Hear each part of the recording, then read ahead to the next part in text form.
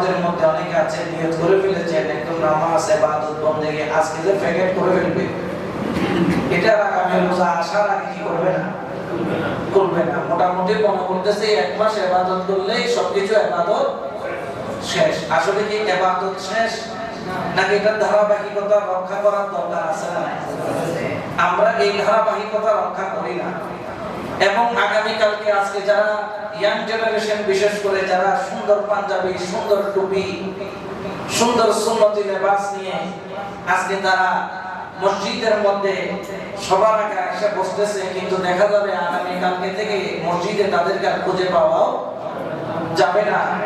এবং আগামী কালকে আমরা এই খুশির দিনে এত পরিমাণ গুনাহ ইনকাম করব, ইম্পোর্ট করে ইনকাম করতেছি। কারণ যে ড্রেসগুলো পরবো, এই যে অনেকে দুবাই থেকে ইম্পোর্ট করে, আমেরিকা থেকে ইম্পোর্ট করে, সিঙ্গাপুর থেকে ইম্পোর্ট করে, আবার আমাদের প্রতিবেশী একটি রাষ্ট্র আছে ইন্ডিয়া থেকে ইম্পোর্ট করে গায়াপনা যত ধরনের সাজসজ্জা আছে, পুরুষের মধ্যেও দেখা যায়, মহিলাদের মধ্যেও দেখা যায়। এখন আপনি ঈদ মানে আনন্দ, ঈদ মানে খুশি।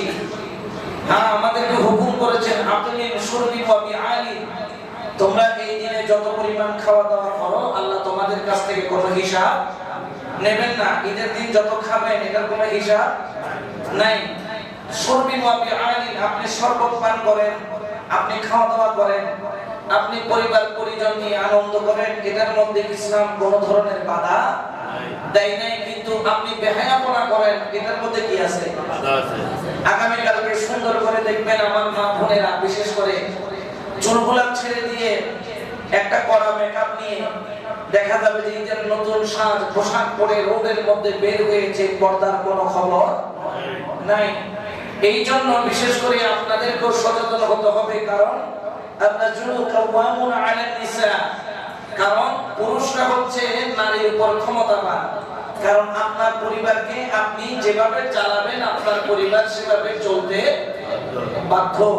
আপনি যদি আপনার মেয়েকে যদি বেহায়াপনার দিকে ঠেলে দেন, আপনি আপনার সন্তানকে যদি ওয়েস্টার্ন কালচারের দিকে ঠেলে দেন, আপনি আপনার সন্তানকে যদি এমন ঈদের পোশাক কিনে দিলেন, আপনি 5,000 10,000 টাকা দিয়ে, আপনি 20,000 30,000 টাকা দিয়ে পোশাক কেনার জন্য খরচ দিতে পারলেন, 2,000 টাকার একটা বোরকা দিতে পারলেন না, এর মতো আপনার মতো হতভাগা বাবা আর দুনিয়াতে।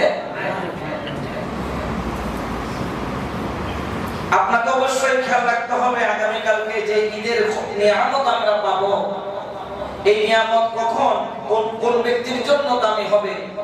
আল্লাহর খৌফ রাখেন অন্তরের মধ্যে। আমার রাসূল করিম সাল্লাল্লাহু আলাইহি ওয়াসাল্লাম বলেন ঈমান হচ্ছে, আপনারা হয়তো দেখেছেন আগে কতগুলো দেওয়াল গড়ি ছিল, দেওয়াল গড়ির নিচে একটা ঘন্টা ছিল, ঘন্টাটা একবার ডানে যাইত একবার বামে যাইত, এরকম দ্রুত, ওটা সেকেন্ডে কাঁটা হিসেবে কাজ করতো। যদিও এখন আমাদের ঘড়ির মধ্যে কাঁটা 3টা, একটা সেকেন্ড, একটা মিনিট, একটা ঘন্টা। আগে ছিল 2টা, একটা মিনিট আর একটা নিচে কি যুদ্ধ। বলতেছে ঈমানটা হচ্ছে এরকম ঝুলন্ত একটা ঘন্টির মতো। ঘন্টির মতো কি? হযরত ফারুক আযম রাদিয়াল্লাহু তাআলা এটার ব্যাখ্যা করতে গিয়ে বলেন যে ঈমান হচ্ছে এমন একটা জিনিস যেটার মধ্যে আপনার অন্তরে খৌফে ইলাহি, আল্লাহর ভয় থাকতে হবে, আবার আল্লাহর মহব্বতের তামান্নাও আপনার মধ্যে থাকবে। ঈমানটা দুই দিকে সম্পর্ক করে, একবার ডানে যায় একবার বামে যায়। ডান দিকে গেলে খৌফে ইলাহ, আল্লাহর ভয়, বাম দিকে গেলে আকাঙ্ক্ষা, আল্লাহর প্রেম, আল্লাহকে পাওয়ার আকাঙ্ক্ষা, আল্লাহকে তৃপ্তি করে দেখার আকাঙ্ক্ষা, আল্লাহকে চেনার আকাঙ্ক্ষা। বরাবর বলেন না সুবহানাল্লাহ। আমার ফারুক আযম রাদিয়াল্লাহু তাআলা তিনি বলেন কিয়ামতের ময়দানের মধ্যে যদি আমার আল্লাহ পাক রব্বুল আলামিন পৃথিবীর সমস্ত মানুষ, পৃথিবীর যত মানুষ আল্লাহ পাক রব্বুল আলামিন সৃষ্টি করেছেন, সমস্ত মানুষকেও আল্লাহ যদি জান্নাতি ঘোষণা করেন, সাওয়া একজন ব্যতীত, আল্লাহ পাক যদি কিয়ামতের ময়দানে ঘোষণা করেন আমি আমার বান্দাদের মধ্যে সব বান্দাকে maaf করে দিলাম, ইল্লা ওয়াহিদাতান, একজন ব্যতীত। আমার ফারুক আযম বলেন, কিয়ামতের ময়দানে আমি ওমরের কান্না সেই দিনও থামবে না, কারণ আমি মনে করি সবাই মুক্তি পেলেও যেই একজন মুক্তি পাবে না, হয়তোবা সেই ব্যক্তি আমি ওমর হলেও হতে পারি। আমি ওমর হলেও হতে পারি। অর্থাৎ সাহাবী রাসূল তিনি যেই রাস্তা দিয়ে হাঁটেন ওই রাস্তা দিয়ে কিয়ামত পর্যন্ত শয়তান। উনি বলতেছেন কিয়ামতের ময়দানে যদি আল্লাহ সবাইকে মুক্তি দেয়, একজন ব্যতীত যে আমি একজনকে মুক্তি দিব না, সবার মধ্যে আনন্দ ফুল লাগবে, কিন্তু আমি ওমরের মধ্যে আনন্দ ফুল। কারণ কি মনে হয় ওই একজন জাহান্নাম প্রাপ্ত ব্যক্তি আমি ওমর হতে পারি, আমার মধ্যে খৌফ ইলাহি, আল্লাহর ভয় আমার অন্তরের মধ্যে আছে। উচ্চ আওয়াজ বলেন না সুবহানাল্লাহ।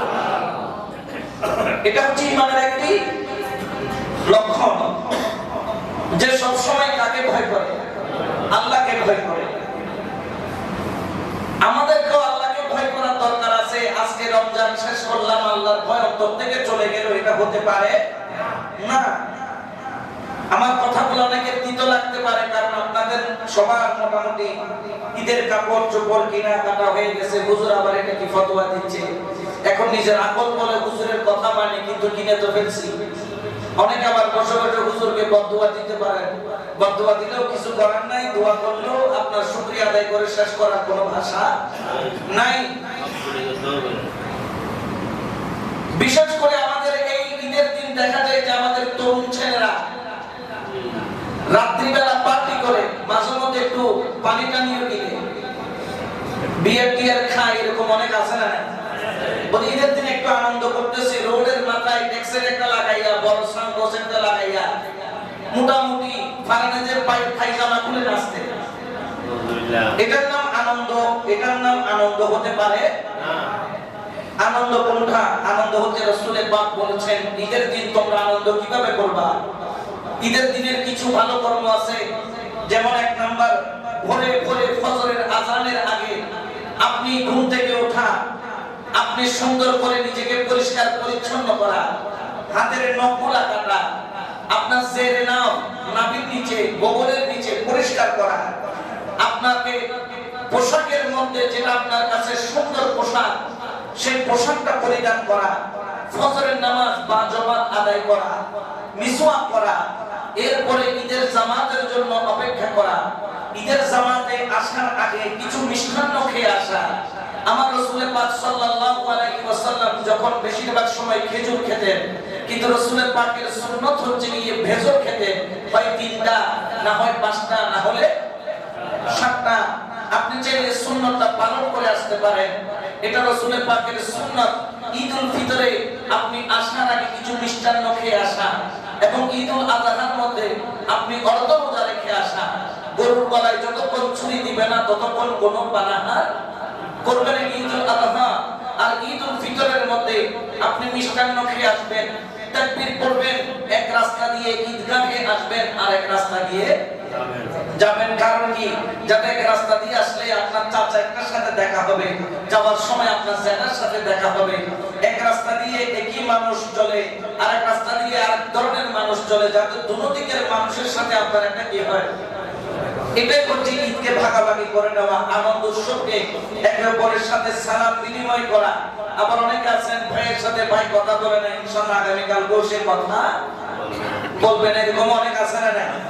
আছে। খবরদার এগুলা করবেন না। ঈদের আনন্দ এর চাইতে বড় আনন্দের দিন আর নাই। কারণ আপনি আপনার ভাইকে ক্ষমা করে দিবেন, আল্লাহ আপনাকে ক্ষমা করে দিবেন। আপনি যদি আপনার ভাইকে ক্ষমা না করেন, সে অপরাধ করেছে ছোট ভাই, আপনি তাকে ক্ষমা করলেন না, কিয়ামতের ময়দানে যদি বলে আমি আল্লাহ তোমাকে ক্ষমা করব না, কিছু করার আছে? আর আপনি ক্ষমা করে দিলেন, আল্লাহ বললেন যে বান্দা তুমি ঈদের আনন্দ, ঈদের খুশি, ঈদের আমেজকে ধরে রাখতে গিয়ে তুমি তোমার ভাইকে মহব্বতের সাথে জড়িয়ে ধরেছো, তুমি জড়িয়ে ধরার দেরি আমি আল্লাহ তোমার গুনাহ মাফ করতে দেরি করি না। সুবহানাল্লাহ। এরকম হতে পারে কি পারে না? পারে। এই জন্য ঈদের আনন্দ যে নতুন জামা বলতে আপনাকে একদম ব্র্যান্ড নিউ কিনে পড়তে হবে এটা নয়। আপনার পোশাকের মধ্যে যেটা সর্বোত্তম পোশাক, যে পোশাকের মধ্যে আপনার যতগুলো পোশাক আছে এগুলোর মধ্যে যেটা আপনার কাছে পছন্দনীয় এবং সুন্দর পোশাক সেটা পরে ঈদগাহে আসা রাসূল পাক সাল্লাল্লাহু আলাইহি ওয়াসাল্লাম আমাদেরকে নির্দেশ দিয়েছেন। বড় বড় বলে সুবহানাল্লাহ। এরপরে আপনারা চাইলে ঈদের দিন ছোট বাচ্চাদের, আসলে ঈদ হচ্ছে ছোট বাচ্চাদের জন্য, হাদিয়া আদান প্রদান করবেন। ছোট বাচ্চারা আপনাদেরকে সালাম করবে, কালকে দেখবে যাবেন এর সময় সিনির দিকে খুব একটা বেশি খেয়াল নাই, কেমনি একটু সালাম করবে আর একটু কি দিবে, সালামে দিবে, হাদিয়া দিবে, এগুলো দেওয়া সুন্নাত। বাচ্চারা যখন খুশি হয় আল্লাহ কি হয়, খুশি হয়। এই জন্য আপনাদেরকে আল্লাহ পাক রব্বুল আলামিন আহকামুল হাকিমিনের পক্ষ থেকে আপনাদেরকে উত্তম আচরণ নিয়ে আগামী কালকে ঈদ পালন করার জন্য আহ্বান জানাচ্ছি। যদি আপনি উত্তম আচরণ নিয়ে ঈদ পালন না করেন তাহলে এই ঈদ হয়তো আপনার জন্য আনন্দ হবে কিন্তু কিয়ামতের ময়দানে নাজাত পাওয়ার ওসিলা হবে। আজকের এই রাত, চাঁদ রাত যাকে বলা হয়, এই রাত বড় দামি, এই রাতের ইবাদত দামি। অনেকে বলেন জুমাতুল বিদা বলতে এগুলোর কোনো মূল্য নাই। জুমাতুল বিদার মূল্য আছে, মূল্য নাই যে তা নয়। মাসের মধ্যে সবচেয়ে দামি মাস হচ্ছে রমজান মাস, আর রমজান মাসের মধ্যে সবচেয়ে দামি দিন হচ্ছে জুমার দিন। কিসের দিন? জুমার দিন। আর জুমার দিনের মধ্যে এই আখিরি জুমা এই কারণে দামি, এটা সব বেশি সেজন্য নয়, কারণ এই জুমা আখিরি জুমা, যেমন ধরেন একটা মানুষ যখন মারা যাওয়ার আগে আখিরি কলমা পড়ে না, পড়ে কিনা? মানুষ তো সারা জীবন কলমা পড়েছে কিন্তু মরার আগে কলমা পড়তে চায় কেন? আখিরি কলমাটা পড়তে চায় কেন? মৃত্যুর যখন গলার মধ্যে একটা গড়গড়ানি শব্দ আসে, অনেকে বুঝেন এটা মৌতের গড়গড়ানি, তাড়াতাড়ি বলে ইমাম সাহেবকে আনো, তাকে কি পড়াও, কলমা পড়াও, তওবা পড়াও, কারণ আখিরি তওবা আখিরি কলমার প্রয়োজনীয়তা আছে না নাই? এই জন্য আমাদের এখানে বলে শেষ ভালো যা সব ভালো থা। আজকের এই জুমা, জুমাতুল বিদা, এই শেষ জুমা রমজানুল মুবারকের হয়তো আমরা পাবো না। আমরা জুমাতুল বিদাটাকে আমরা এইভাবে স্মরণ রাখবো, এই জুমাতুল বিদাতে শপথ নিব জীবনের যেই কর্মগুলা এই রমজানুল মুবারকে যে ভালো আমলগুলা করেছি আল্লাহ পাক যেন পুরো রমজান মাস ছাড়াও বাকি 11 মাস আগামী এই আমলগুলা করে যাওয়ার তৌফিক দান। আমিন। এই জন্য আপনাদেরকে খেয়াল রাখতে হবে, আল্লাহ পাক রব্বুল আলামিন আহকামুল হাকিমিন বান্দাদের উপর কিন্তু রহমত দান করেন এই ঈদের দিনে। এই জন্য আপনারা এই ঈদের দিনটাকে সুন্দর করে কাটাবেন, সুন্দর উত্তম নামাজ পড়বেন। ঈদের দিনে ইবাদত বন্দেগী ছেড়ে দিবেন না। যেইভাবে পাঁচ জামাত নামাজ পড়তেন ঈদের দিনও, ঈদের নামাজ, ফজরের নামাজ, ঈদের নামাজ, জোহরের নামাজ, আসরের নামাজ, মাগরিবের নামাজ, এশার নামাজ চেষ্টা করবেন পাঁচ জামাত আদায় করার জন্য। খেয়াল রাখবেন, খেয়াল রাখবেন। অপর সংস্কৃতি এগুলো মুসলমানদের কিন্তু কোন সংস্কৃতি হতে পারে না। আগামী কালকে বিশেষ করে জওয়ান ছেলেরা খেয়াল রাখবেন, মুরব্বি গ্রামের কবর জিয়ারত, আত্মীয় স্বজনের সাথে সাক্ষাৎ, সালাম দোয়া বিনিময়, মুসাফাহা করবেন, মুআনাকা করবেন, অর্থাৎ হাতের সাথে হাত মিলিয়ে মুসাফা করা এবং মুআনাকা করা, কোলাকুলি করা, এটা রাসূলের পাকের সুন্নাত। এটা অবশ্যই আপনারা আদায় করতে পারবেন, এটাতে কোনো বাধা নাই। সালাম দোয়া বিনিময় করবেন, ছোটরা বড়দেরকে সম্মান করবে আর বড়রা ছোটদেরকে স্নেহ করবে। আজকে একটা কাজ আপনি চাইলে করতে পারেন। খেয়াল রাখবেন, খেয়াল রাখবেন, আজকের এই রাত্রে আপনি খোঁজ নিতে পারেন আপনার আশেপাশে কোন ইতিম ছেলে ঈদের কাপড় কিনতে পারে নাই। আপনি খোঁজ নিতে পারেন আশেপাশে কোন ব্যক্তি আজকের এই দিনে ঈদের আনন্দ নেওয়ার মতো সুযোগ নাই। আপনার যাকাতের টাকা থেকে, আপনার দানের টাকা থেকে, আপনি আপনার সাদকার টাকা থেকে, আপনার প্রতিবেশী গরিব অসহায় যদি থাকে তাকে একটা নতুন জামা কিনে দিতে পারেন। আপনি খোঁজ নিয়ে তাকে একটু সহযোগিতা করতে পারেন। আপনি হয়তো ঈদের আনন্দ অন্তরের মধ্যে রেখেছেন, কিন্তু অনেক ঘর আছে আগামী কালকে একটা মেহমান আসলে মেহমানকে সানাই দিবে, এই সুযোগ অনেকের ঘরে নাই। আপনি একটু খবর নেন, খবর নেন কোন ঘরের মধ্যে অভাব অনটন রয়েছে। আজকের এই রাত্রে যত দান করবেন এই সুযোগ আগামীকাল থেকে আর আসবে না। এই জন্য খেয়াল রাখবেন এই রাত্রি বেলাটা বড় দামি, দান সদকার জন্য এই রাতটা হলো উত্তম রাত, আবার এই রাতটা ইবাদতের জন্য উত্তম। যদিও বা সনদের দিক দিয়ে দুর্বল, আমার রাসূল করিম সাল্লাল্লাহু আলাইহি ওয়াসাল্লাম তিনি ঘোষণা করেন এই রাত্রি বেলা যে ব্যক্তি ইবাদত করবে আল্লাহ পাক রব্বুল আলামিন তাকে জাহান্নাম থেকে এত দূরে নিয়ে যাবে, এত দূরে নিয়ে যাবে, এত দূরে নিয়ে যাবে, জাহান্নামের সাথে তার কোনো সম্পর্ক থাকবে না, জান্নাতের সাথে তার সম্পর্ক আল্লাহ পাক এই রাত্রির ইবাদতের মধ্য দিয়ে করে দিবেন। বড় করে বলেন সুবহানাল্লাহ। খেয়াল রাখবেন, খেয়াল রাখবেন, এই জন্য এই রাত্রি বড় দামি। আপনারা সবাই যার যার সাধ্য অনুযায়ী এই রাত্রি ইবাদতের মধ্যে কাটাবেন, জিকিরের মধ্যে কাটাবেন, সিজদার মধ্যে কাটাবেন, রুকুর মধ্যে কাটাবেন, পাশাপাশি দান সদকা করবেন, অসহায় মানুষকে সহযোগিতা করবেন।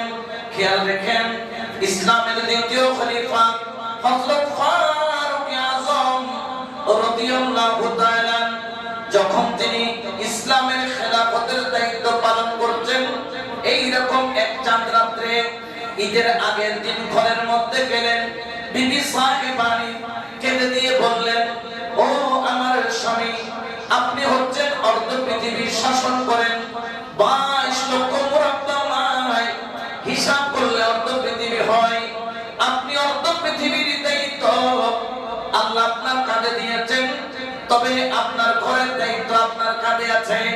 ঈদে না হয় আমি কোনো নতুন জামা নিলাম না, আপনিও কোনো নতুন জামা নিলেন না, কিন্তু ঘরের মধ্যে যে ছোট বাচ্চা, আমি মা হয়ে সন্তানটাকে কেমনে খেয়াল রাখি, মেহেরবানি করে এই সন্তানের জন্য একটা হলো নতুন জামার ব্যবস্থা করেন। সুবহানাল্লাহ। অথচ তিনি কে অর্ধ পৃথিবী শাসন করতেছে। আমাদের এখন যেগুলো ওয়ার্ড ভিত্তিক নেতা, মানে তার লেভেলের নেতা, যেগুলোর মানুষ গণায় ধরনের, এগুলো কিন্তু বাজার করতে কোথায় চলে যায়? সিঙ্গাপুর চলে যায়। আছে না নাই? আছে। ইসলামের দ্বিতীয় খলিফা যিনি যার হুঙ্কারে পুরো পৃথিবী কাঁপে, ওনার ঘরে ঈদের আগের দিন উনি ওনার পরিবারকে তো কাপড় দিতে পারেন, নিজেরটাও তো নাই, পরিবারকেও দিতে পারে নাই। বিবি বলতেছেন আমাকে দেন নাই, ঠিক আছে, কিন্তু ছোট বাচ্চাদের আমি কোন রকম মানায়া। তখন ফারুক আযম মুখ গভীর করে বললেন, আপনি যে বলছেন দেওয়ার জন্য, আমার কাছে তো দেওয়ার মতো টাকা নাই, কেনার মতো টাকা নাই, সাধ্য নাই। বিবি সাহেবানি বললেন, আপনি একটা কাজ করেন, বাইতুল মালের যিনি কোষাধ্যক্ষ আছেন তাকে একটু আপনি একটা চিঠি লিখে পাঠান, যদি আগামী মাসের বেতনটা আপনাকে অগ্রিম দেওয়া হয়। সুবহানাল্লাহ। আপনাকে যদি আগামী মাসের বেতনটা অগ্রিম দেওয়া হয়, আপনি ওই আগামী মাসের বেতনটা অগ্রিম নিয়ে আপনি সন্তানের জন্য কিছু কাপড় চোপড় ক্রয় করেন, ঘরের জন্য কিছু সেমাই চিনি ক্রয় করেন। ফারুক আযম বিবির কথা শুনে একটা চিঠি লিখলেন বাইতুল মালের যিনি অর্থমন্ত্রী, অর্থমন্ত্রীকে লেখার দেরি, অর্থমন্ত্রী আমার ঘরে ঈদের আমেজ নাই, আমার সন্তান এখনো ঈদের নতুন কাপড় পাই নাই, ঘরের মধ্যে সেমাই চিনি কিনা হয় নাই, যদি তুমি আমাকে অগ্রিম এক মাসের বেতন টাকা দিয়ে দাও, তাহলে আমি এই টাকা দিয়ে সন্তানের জন্য ঈদের কাপড় ঘরের জন্য সেমাই চিনি কিনব। এই চিঠি যখন বাইতুল মালের মধ্যে পৌঁছলেন, অর্থমন্ত্রী ও সাহাবী রাসূল তিনি এই চিঠিটা দেখে চোখের পানি ছাড়লেন, চিঠির অপর পৃষ্ঠায় লিখে দিলেন, ও ফারুক আযম, অবশ্যই আপনাকে আগামী মাসের অগ্রিম বেতন দেওয়া হবে, তবে আমাকে দুইটা জিনিসের গ্যারান্টি আপনাকে দিতে হবে।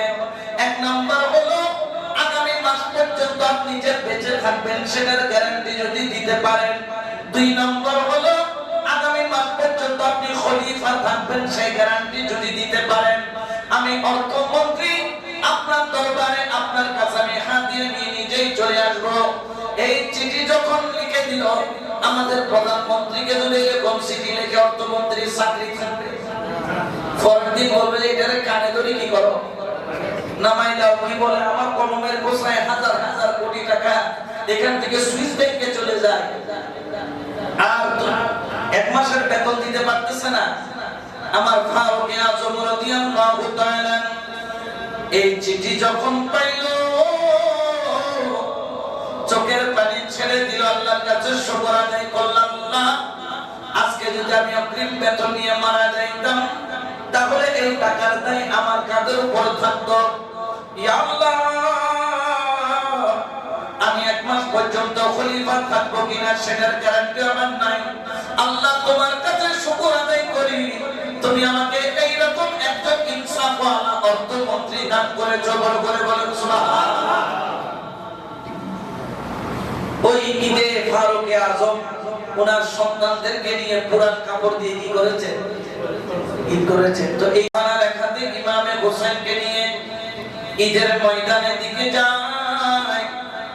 যাওয়ার সময় দেখলো একটা 5-6 বছরের বাচ্চা খেজুর গাছের আড়াল থেকে আমার দয়াল নবীর নূরানী চেহারা মোবারকের দিকে তাকায়, চোখের পানি সারে, আবার চেহারাটা খেজুর গাছের আড়ালে লুকায়। একবার চেহারা বের করে, আরেকবার চেহারা লুকায়, একবার চেহারা বের করে, আরেকবার চেহারা লুকায়। এই সময় আমার নবী খেয়াল করলেন, কারণ তার কাছে তো নবুয়তের চোখ আছে। আমার কামলিওয়ালা নবী বাচ্চাটাকে ডাক দিলেন, কিন্তু বাচ্চাটা ভয়ে রাসূলের সামনে আসেন না। আমার রাসূল ওই খেজুর গাছের আড়াল থেকে বাচ্চাটাকে বের করলেন, সামনে দাঁড় করাইলেন। বাবা, তুমি আমার দিকে এইভাবে তাকাচ্ছ কেন? তোমার গায়ে ময়লা কেন? আজকে ঈদের দিন, তুমি নতুন জামা কেন পরো নাই? কেন ঈদগাহে যাচ্ছ না? দেখলো বাচ্চার চোখ দিয়ে টকটকায়া পানি পড়ে, যেন আসমানের মেঘ তার উপর ভাঙা পড়লো। আমার রাসূল মাথার মধ্যে হাত বুলাইয়া বলে, ও আমার আদরের সন্তান, কলিজার টুকরা ছোট বাচ্চা, কেন তুমি কান্না করছো? ওই বাচ্চাকে যে বললেন, ইয়া রাসূলুল্লাহ, আমি গোলাম ইয়তীম,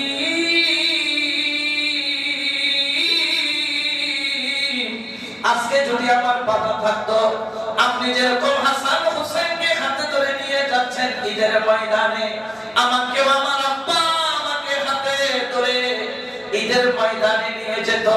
ইয়া রাসূলুল্লাহ, আমার বাবাও নাই, আমার মাও নাই, আজকে যদি আমার মা থাকতো, আমাকে গলে গলে গোসল করাইয়া নতুন জামা পরাইয়া আমাকে ঈদগাহের দিকে পাঠাইয়া দিত। এই কথা বলার দেরি আমার নবীর চোখ দিয়া মোবারক দিয়া পানি পড়তে দেরি হয় নাই। কারণ কি? কারণ কি? কারণ আমার দয়াল নবী তো দুনিয়াতে, দুনিয়াতে আসার আগে বাবা হারাইছে, আর দুনিয়াতে 6 বছর বয়সে মা হারাইছে। ইয়তীমের যন্ত্রণা কি, ইয়তীমের দুঃখ কি, ইয়তীমের ভিতরে জ্বালা কি, কেউ বুঝুক আর না বুঝুক, আমার দয়াল নবী রহমতুল লিল আলামিন বুঝেন। আমার নবী ঈদের ময়দানের দিকে যান নাই, আমার নবী বাচ্চাটাকে কাঁধে নিলেন, নিয়ে তিনি চলে গেলেন ঘরের মধ্যে, নিজের হাতে গোসল করাইলেন, নিজের হাতে মাথায় তেল দিয়া দিলেন, মাথাটা ছায়া দিলেন, সুন্দর করে ইমামে হুসাইনের এক জোড়া নতুন জামা পরাইয়া দিলেন। এক জোড়া নতুন জামা ইমাম হুসাইনের পরাইয়া দিলেন। পরাইয়া দেওয়ার পরে আমার কামলিওয়ালা নবী ওই বাচ্চাটাকে কাঁধে নিলেন, হাসান হুসাইনকে 2 হাতে ধরে নিয়ে যায়। আর সঙ্গে সঙ্গে একজন ব্যক্তি বললেন, কিরে ইয়তীম, তোর কি অবস্থা? ওই সন্তান বলে, আমাকে ইয়তীম বলো না, আমাকে ইয়তীম বলো না, আমাকে ইয়তীম বলো না। যার দায়িত্ব রহমতুল লিল আলামিন নিয়েছে, যেই রহমতুল লিল আলামিন আমি ইয়তীমকে কাঁধে নিয়েছে, এই সন্তান কখনো ইয়তীম হতে পারে না। তো আজকে যদি একটা ইয়তীমের দায়িত্ব আপনি নিতে পারেন, একটা নতুন জামা পরায় দিতে পারেন, মনে করবে যে কালকে আমাদের ময়দানে আমার রাসূলের পাক আপনার উপর কি হয়ে যাবে, খুশি হয়ে যাবে, রাজি হয়ে যাবে। আমরা ঈদের আনন্দ ভাগাভাগি করতে বুঝি যে ঈদের আনন্দ ভাগাভাগি করা মানে ওই যে রোডের মুখে একটা ট্যাক্সেট লাগাইয়া, তারপর ইদানিং কতগুলো ছেঁচড়ামি বের হইছে, দুইটা বড় বড় ড্রাম সেট নিয়া ট্রাক একটা পিছনে বাইন্দা জেনারেটর একটা লাগাইয়া বস কুদা কুদি লাফালাফি, এটা মনে হয় ঈদের আনন্দ। এটা কখনো ঈদের আনন্দ হতে পারে?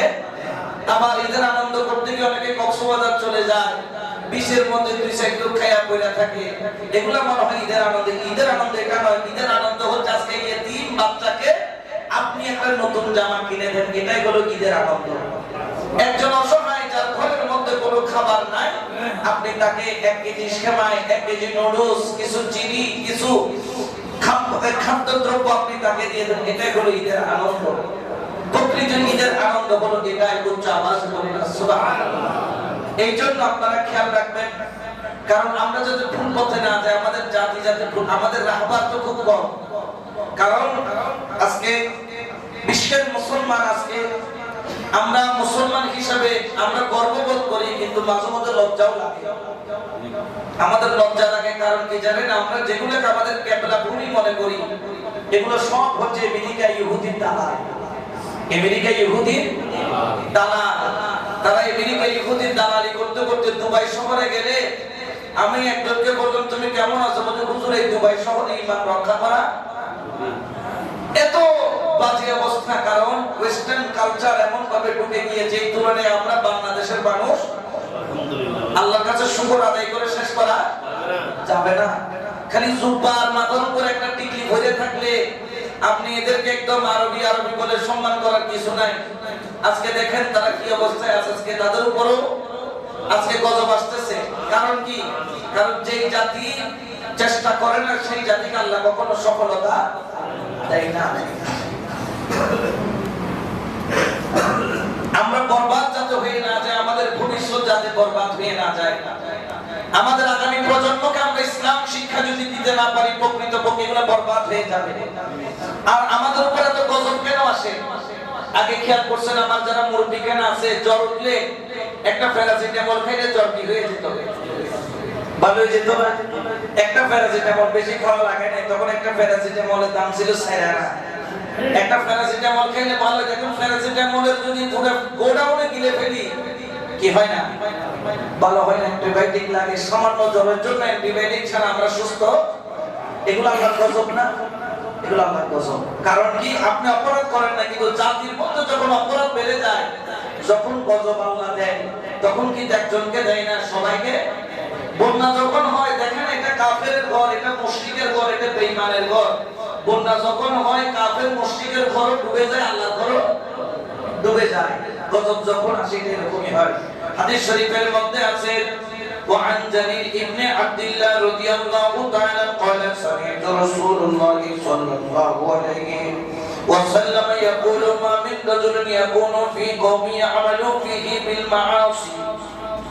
আমার কামলিওয়ালা নবী রাহমাতুল লিল আলামিন থেকে সাহাবী রাসূল জরীর ইবনে আব্দুল্লাহ তিনি বর্ণনা করেন, যদি জাতির মধ্য থেকে কোন ব্যক্তি পাপ কাজের মধ্যে লিপ্ত হয়, আর ওই পাপ কাজ দেখার পরে যদি এলাকার গণ্যমান্য ব্যক্তি যারা আছেন তারা বাধা না দেয়, অন্যায়ের প্রতিবাদ না করে, আমার কামলিওয়ালা নবী রাহমাতুল লিল আলামিন বলেন, ইয়াকদিরুনা আলা আন ইউগাইয়িরু আলাইহি ফালা ইউগাইয়িরু ইল্লা আসাবাহুমুল্লাহ। জেনে রাখো, জেনে রাখো, তখন আল্লাহ পাক রব্বুল আলামিন আহকামুল হাকিমিন তিনি বলেন, আমি ওই জাতির সমস্ত স্বার্থ থাকার পরেও যদি মন্দ কাজে, অন্যায় কাজে বাধা না দেয়, সেই জাতির উপর মৃত্যুর পূর্বে এক ভয়াবহ আযাব আল্লাহ পাক চাপিয়ে দেয়।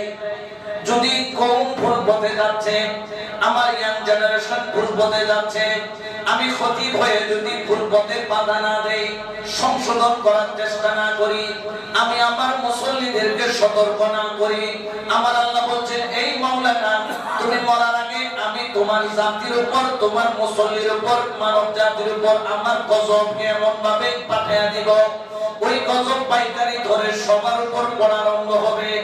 এখানে দেখবে না কে আল্লাহওয়ালাকে, মুমিনকে, কাফেরকে, মুশরিককে, গুনাহগারকে, ফাসিককে, মুনাফিক, সবার উপর পাইকারি ধরে আমি আল্লাহ আযাব চাপিয়ে দেব, আযাব চাপিয়ে দেব।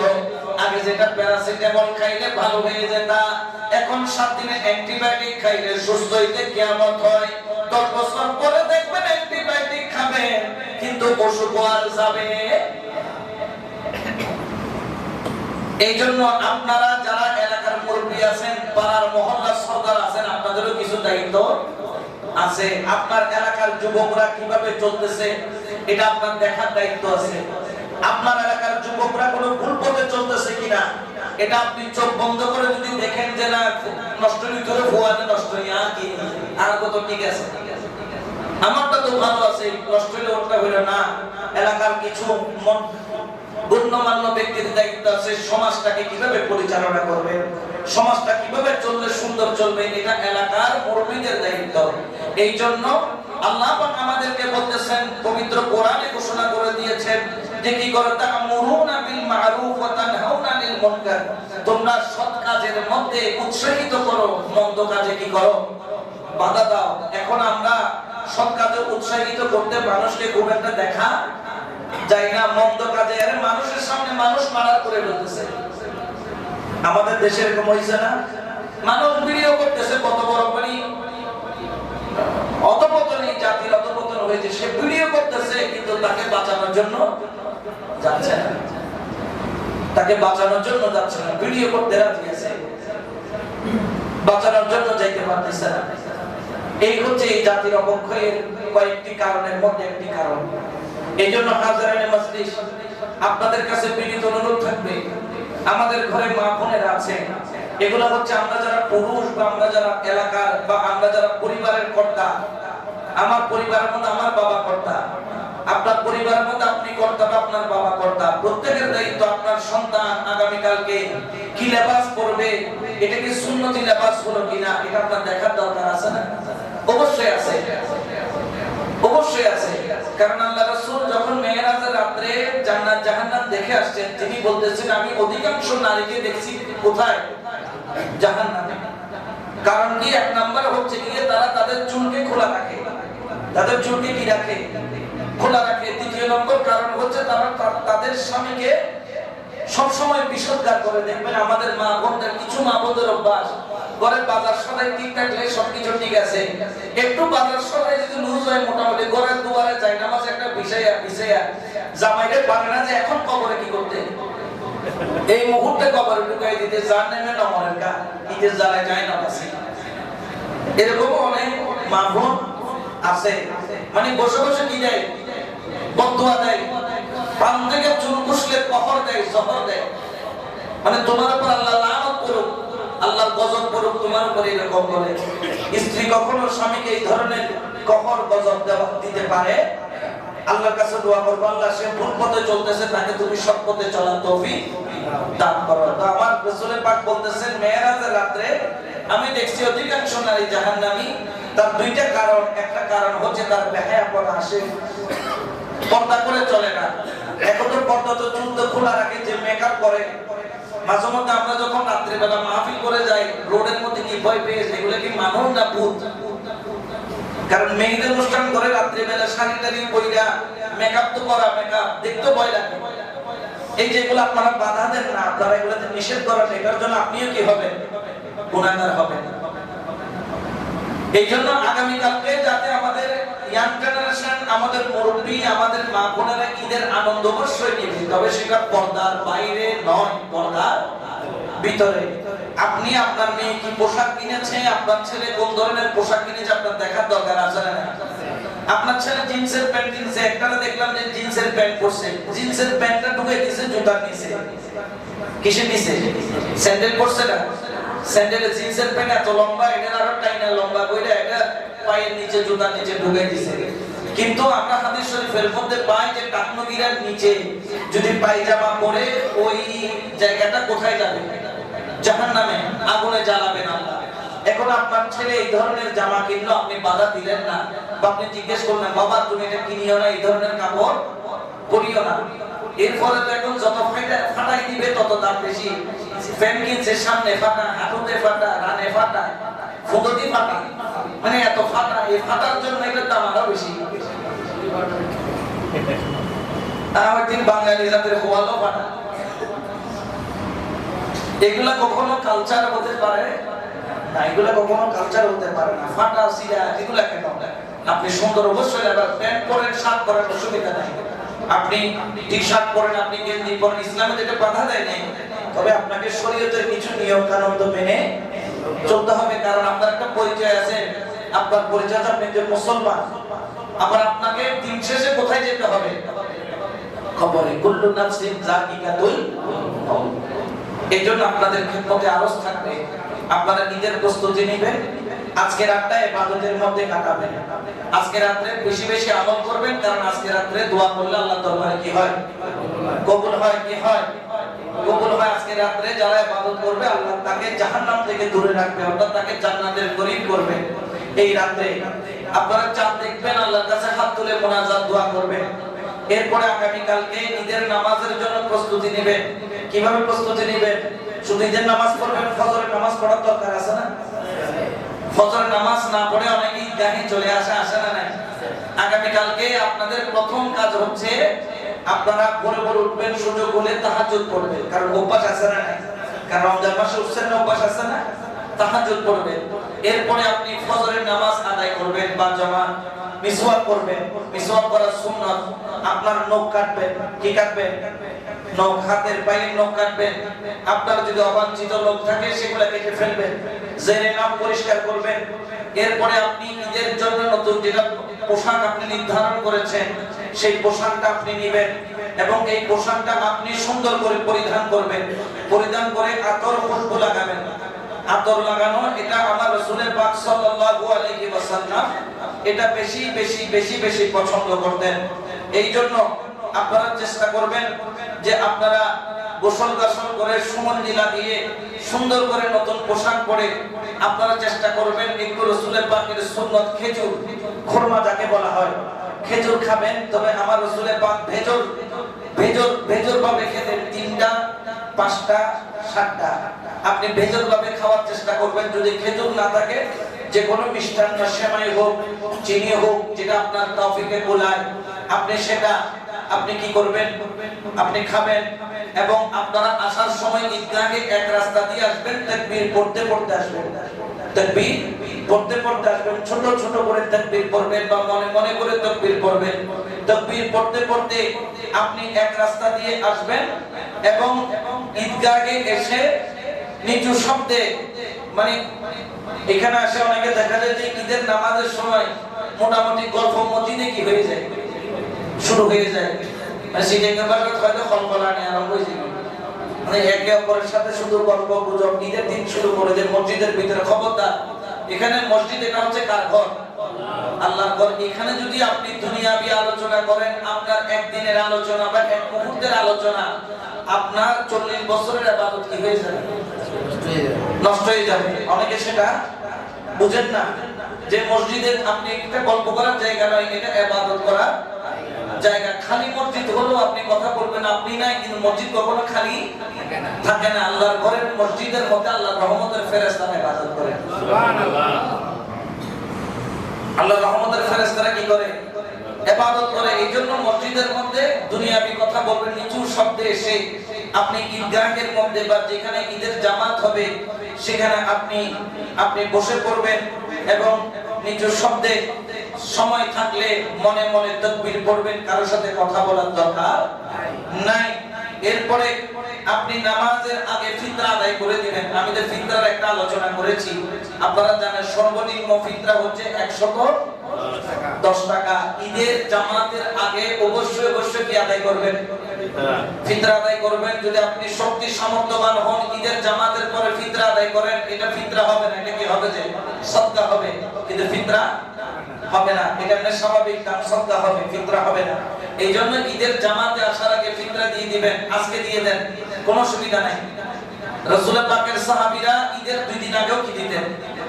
ফিতরা দিতেন। আপনারা আজকে রাতে চেষ্টা করবেন যাকে দেওয়ার তাকে হিসাব করে আপনারা ফিতরা দিবেন। পারলে বেশি বেশি দিবেন। 110 টাকার জায়গায় 500 টাকা করে দেন, 1000 টাকা করে দেন, 3000 টাকা করে দেন। এখানে আপনি সর্বোচ্চ লিখছেন 2810 টাকা। 2810 টাকা। আপনি চাইলে একটা ফিতরা 5000 টাকা করে দিতে পারেন, কোনো অসুবিধা নাই। তবে সর্বনিম্ন 110 টাকা আপনারা ফিতরা আদায় করে দিবেন, আজকের মধ্যে আদায় করে দিবেন।